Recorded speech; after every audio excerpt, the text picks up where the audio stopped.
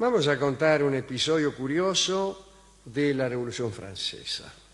Así que situémonos en Francia en 1789, apenas 2 meses después de la toma de la Bastilla. Debe entenderse que, más allá de la revuelta, el rey no había perdido todavía su poder, o al menos no todo el poder, ¿no? Se había gestado una asamblea constituyente que, bueno, trabajaba, en realidad gestaba nuevos derechos, pero que mantenía la forma monárquica de gobierno. Después, ustedes saben, el rey fue considerado traidor a la patria por intentar obtener ayuda de los países monárquicos y absolutistas. Pero en Francia, hasta ese momento, había pervivido una especie de monarquía constitucional. En medio de las deliberaciones entre la Asamblea Constituyente y el rey, se producían ciertamente fuertes enfrentamientos. En septiembre de 1789 se produjo una escasez de pan. No había pan, faltaba el Marroco. El año anterior había venido un huracán de granizo que había destruido gran parte de la cosecha de trigo, por lo cual la harina se había convertido en un artículo muy escaso. A pesar de la carestía del pan, a principios de octubre el rey Luis XVI cometió la torpeza de ofrecer en el Palacio de Versalles un banquete a los oficiales de su ejército en Flandes. Entonces María Antonieta hizo su aparición teniendo en brazos al delfín, se descorcharon buenos vinos, hubo un bailongo desmesurado. El banquete causó muy mala impresión entre el pueblo y también entre los partidarios de Felipe de Orleans, que era líder de una rama de la familia que pretendía que el poder de Luis XVI cayera. Los Borbones por un lado, los Orleans por el otro. Felipe de Orleans, a quien le llamaban Felipe Igualdad. Felipe de Orleans distribuyó entonces dinero entre los hambrientos y redactó minuciosamente una reacción que debía parecer espontánea.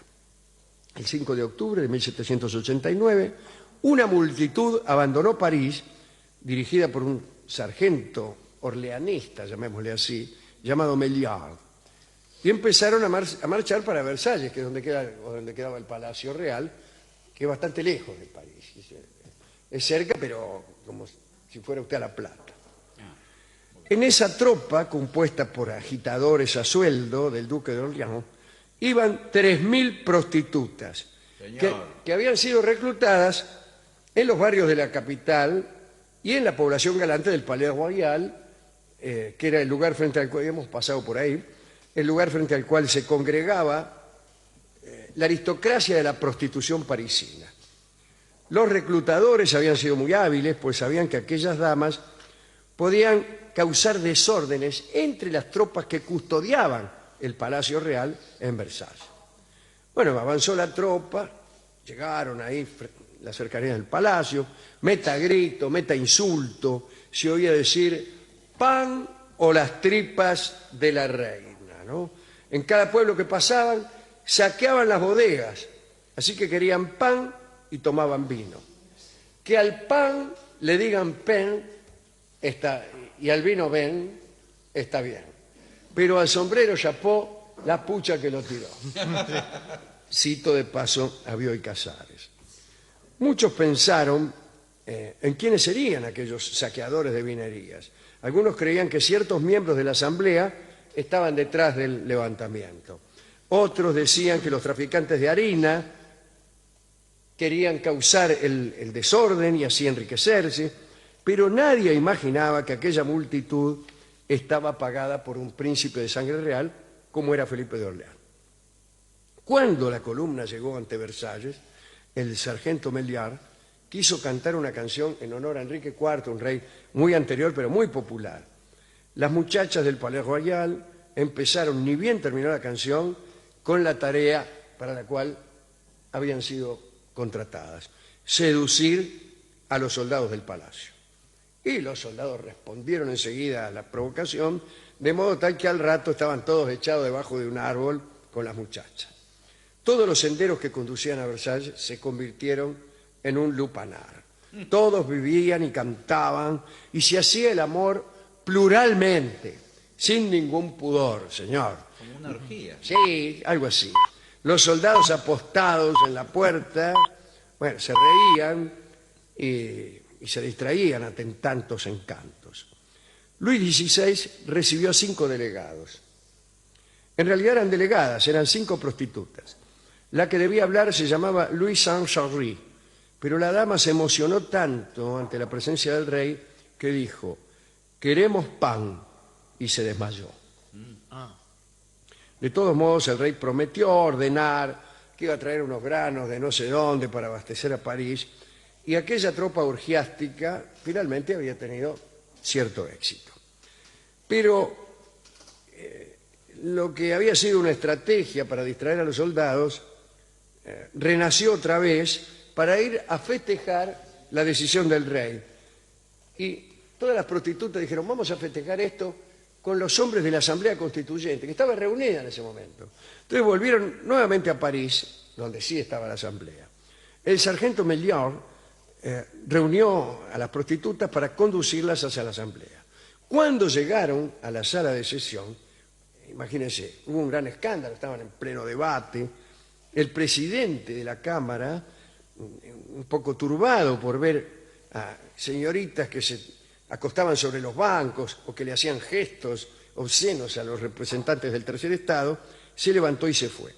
Inmediatamente una mujer llamada Landelle se sentó en el sitio del presidente, tocó la campanita y gritó, acercaos, venid nacionales, conviene que nos amemos. Algunos abandonaron la asamblea de inmediato, pero muchos otros, retenidos por las muchachas que se les sentaban en las rodillas, bueno, se quedaron en la sala. Muy pronto todos se dejaron tentar. De ese modo, una de las primeras sesiones de la Asamblea Constituyente, que fue, como hemos dicho, poco tiempo después de la toma de la Bastilla, se convirtió en una orgía extraordinaria.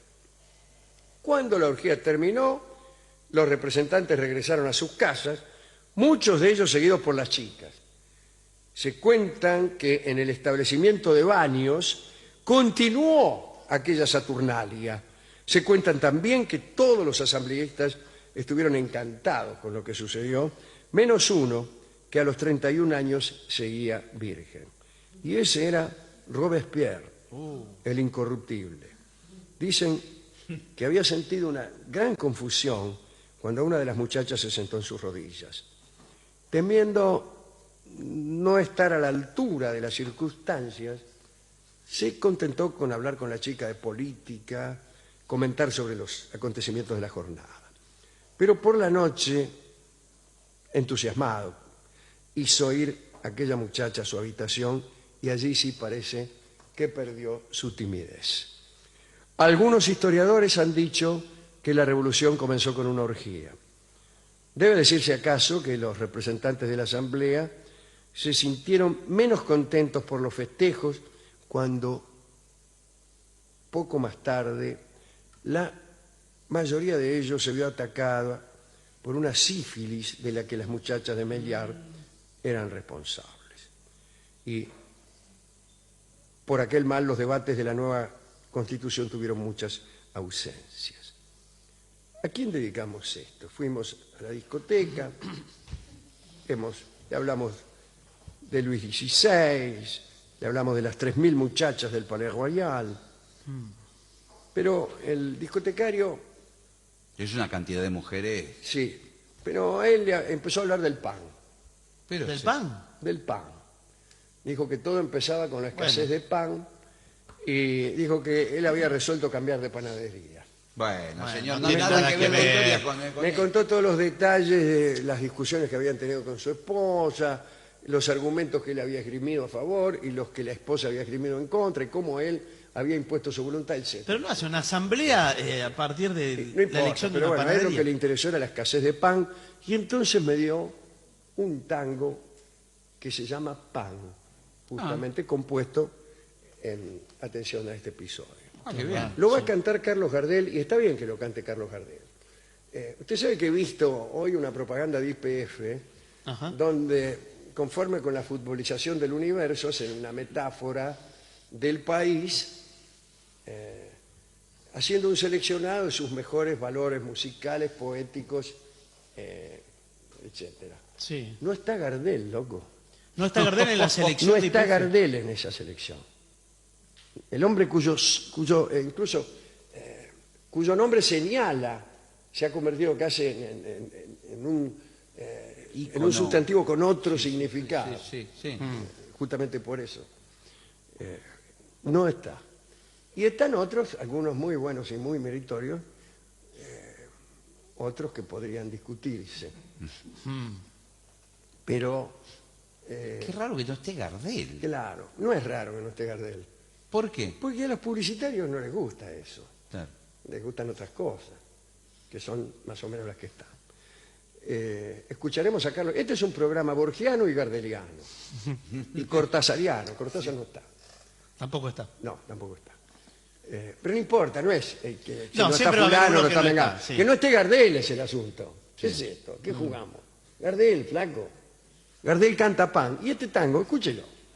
Este tango es una letra un poco macarrónica, un poco exagerada. Creo que es de Enrique Cadícamo, que es de el otro, el de mano, Celedonio Flores, que era un gran poeta. Pero esta es una letra, es un poco exagerada. Y es un tango teatral. No es el estilo de Gardel. Está exagerado. No, no está exagerado, pero está teatralizado. Fíjese.